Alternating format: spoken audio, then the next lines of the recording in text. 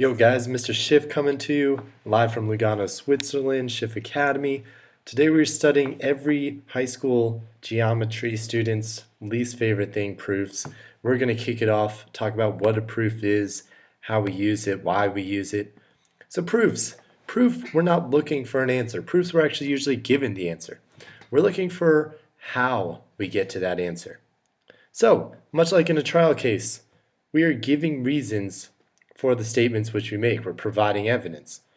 So, anytime somebody has ever said, prove it to you, this is exactly what we're doing, but in math form. I hear you getting excited. So, we're no longer just looking for an answer, we're now looking for what steps it takes to get to that answer. Two-column proof. Here's how it always looks. You will always be given something which you want to prove, and you'll always be given what you want it to equal. We write our statements on the left, we'll number them, and we have the corresponding justifications or reasons on the right, also numbered. These are going to go hand in hand. Here's an example. Spring break. This is my spring break plan 4 weeks from now. You want to go from Lugano, Switzerland, and we want to prove that it's possible to travel to Kathmandu, Nepal for spring break. So let's look. Statement 1, the given. You are in Lugano, Switzerland. The justification, it always starts with the given. No matter what, always the first thing going down is given. And what we're going to prove here is that you can get to Nepal from Lugano. That's what we're looking for. So, I already pulled it up here, but let's look at our trusty kayak.com. Our cheapest, our quickest is this Etihad Airways. It looks like we can leave from Milan. So first of all, for anybody who has never been to Lugano, we can take a bus.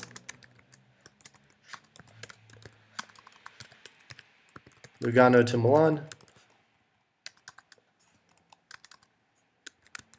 And we're going to call that the Josie Tours. That's our bus. So that's going to be our justification. How can you get from Lugano to Milan?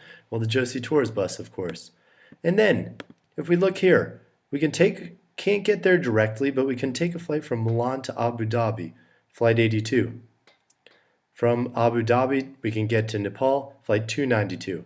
So, we'll say MXP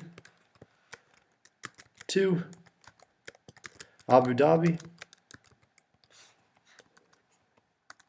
and that's going to be flight 82 on Etihad Airways. Then we can go Abu Dhabi to Kathmandu, and that's going to be flight 292. And then, of course, this one we will say we actually don't need the step 5. We only needed 4 steps to get there. And this is our proof. You just wrote your first proof on how to get from Lugano, Switzerland to Nepal. You can take the bus to Milan on Josie Tours. Then you can take flight 82 on this airway to Abu Dhabi. You can take from Abu Dhabi to Kathmandu, flight 292, which will arrive in Nepal. That's what we want to prove. Hopefully that's making a little bit of sense. So before we look at algebraic and geometric proofs, let's talk about our basic, what we call postulates. Postulates are statements that must be assumed to be true before we can start a problem. So we can't necessarily prove them. Between any 2 points lies a line.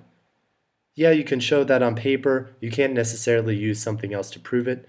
So that's what our postulate is. A theorem is different in that postulates are used to prove theorems. So think about things like our Pythagorean theorem, which gives us, the 3 sides of a right triangle. That would be a theorem which is made up of postulates. Okay, so hopefully that makes a little bit of sense.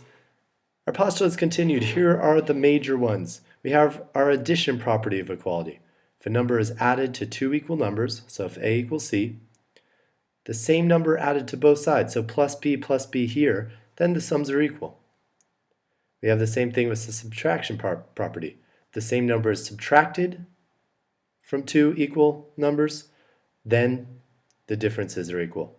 Same thing with multiplication property. If we multiply the same term times two equal numbers, we get the same result.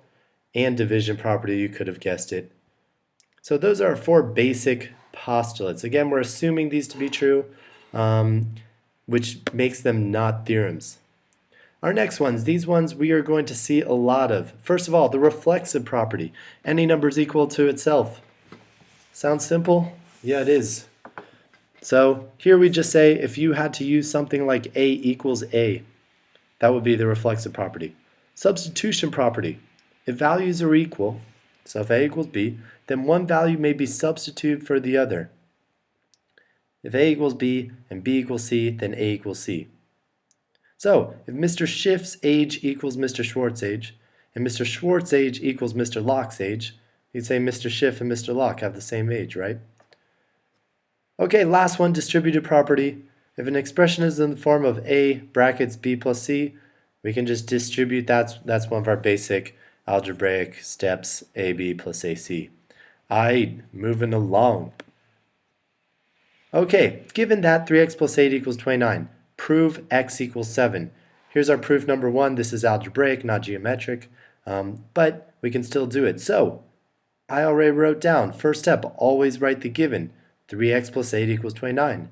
3x plus 8 equals 29. How do we know that? Well, it's given, of course.